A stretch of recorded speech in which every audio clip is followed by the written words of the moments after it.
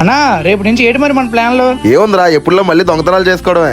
రే సరదాగా అన్నలేరా మామ, నలుగురు 4 జాబ్ చేసుకుని సెట్ అయిపోతాంలే. ఇప్పుడు నచ్చావురా. అవునన్నా, తమ్ముడిని మళ్ళీ కలుద్దాం అంటే నంబర్ కూడా తీసుకోలేదన్నా. నిజమేనన్నా, అట్లీస్ట్ వాడి నెంబర్ తీసుకున్న తర్వాత మనం కలిసేవాళ్ళం. దీనికేందరూ ఎంత బాధపడుతున్నారు? వాడు మనం కలాలనేసి దేవుడు రాసిపెట్టి ఉంటే ఎప్పటికైనా కలుస్తాం. పదండి.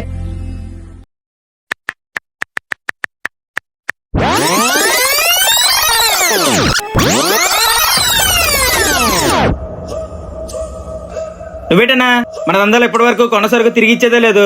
ఆఫ్టర్ ఆల్ 4 చిల్లర నా కొడుకులకి ఇచ్చావన్నా. ఏంట్రా నువ్వు 3 లక్షల కోసం అని చంపేమంటావా?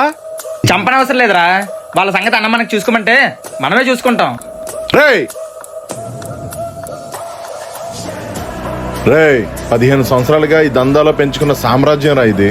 అలాంటిది ఇప్పుడు వరకు ఎవరు కూడా నా దగ్గరికి ఇంత ధైర్యం చేసి ఎవరు రాలేదు. అలాంటిది వాళ్ళు వచ్చారంటే వాళ్ళు మామూలు వాళ్ళు కాదురా.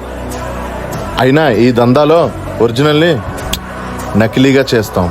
అయినా మీకు తెలియని విషయం ఏంటంటే వాళ్ళకి ఇచ్చింది కూడా నకిలీయరా.